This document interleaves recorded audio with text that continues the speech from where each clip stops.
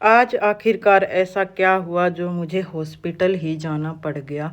Vlog में आगे चलकर आपको बताते हैं कि मुझे क्या हो गया था। सुबह की राम राम।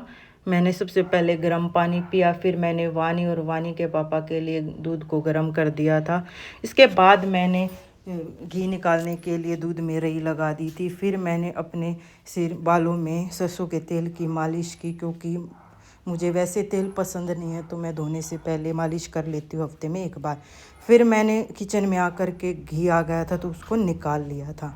इसके बाद मैंने सुबह वाले बर्तन साफ़ किए, कचाकच कर दिए थे। उसके बाद मैं नहा धो करके अंदर आ गई थी तो मैंने अपनी नई स्वेटर की अनबॉक्सिंग की और मैंने उसको पहन लिया था, क्योंकि 2 साल हो गए थे इस स्वेटर को रखे हुए।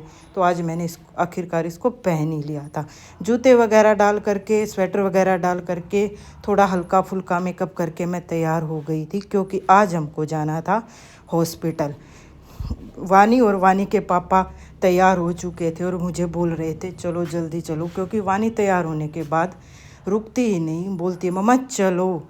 तो वहाँ जाने के बाद वानी वेट मशीन पर चढ़ गई और बोल रही है ऊपर वाली ट्रे पे मम्मा लेटा दो और डॉक्टर को बुलाओ और मुझे सुई लगवा दो। अब यहाँ देखो कितनी भीड़ हो चुकी थी, तो हमें बहुत सारा टाइम लग गया था। इसके बाद हम शाम को घर वापस आ गए थे तो मेरी तबीयत थोड़ा सा डाउन थी। फिर मैं थोड़ी सी बातें करके अंदर आ गई। इतने में वानी आ गई थी और बोल रही थी मम्मा मेरे साथ खेलो। ये मास्क को भूत बोलती है, मम्मा मुझे डरा दो। और वानी की शरारतें यहीं तक नहीं बल्कि आगे भी चलेंगी। देखो अब ये देखो दुकान से क्या लेके आई है, दवाइयाँ वगैरह उठा लाती है। इसके बाद मैं डिनर के लिए किचन में गई तो मैंने अपनी सब्जी वगैरह दूध वगैरह गर्म कर लिया था और मैं रोटियां पकाने की तैयारी कर रही थी। फिर वानी के पापा किचन में आ गए और बोल रहे जल्दी से दे दो, भूख लगी है। तो खाने में क्या बनाया है? तो उन्होंने देखा दाल है तो बड़ा खुश हुए, क्योंकि उनको दाल बहुत पसंद है और बोलते हैं कि मैं 365 दिन दाल खा सकता हूँ। वानी इधर उधर घूम रही थी, मैं वानी के पापा को रोटियाँ दे आई थी तो वानी हल्का फुल्का उनके साथ भी खा रही थी। और उसके बाद वो किचन में आके मुझे तंग कर रही थी, मम्मा हटो मत बनाओ रोटी।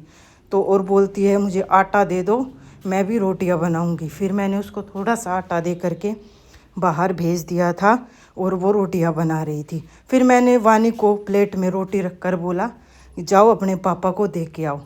लेकिन वानी इतनी समझदार है कि उसने गिराई नहीं, बड़ा ज़ोर से पकड़ करके प्लेट को पापा के पास ले गई और बोली लो पापा खा लो रोटी, मानी लेके आई है। तो वो रोटियां देख करके बड़ा खुश थी, ऐसे ऐसे काम करके खुश होती है। फिर मैंने और वानी ने भी अपना रात का भोजन कर लिया था। सारे टॉयज़ उसके पास रख करके मैं उसको खाना खिलाती हूँ, इसको खिला दो उसको खिला दो। इतनी ही देर में वानी की फ्रेंड बिल्ली आ चुकी थी और बोल रही थी वानी बैठ जाओ वरना मारूंगी, खाना खा लो मैं भी खा रही हूँ। जानवर बड़े वफादार होते हैं, ये बिल्ली हर रोज़ आती है, जहाँ उनको प्यार मिलता है तो वो आते हैं। रात में मैंने दवाई डाल करके अपना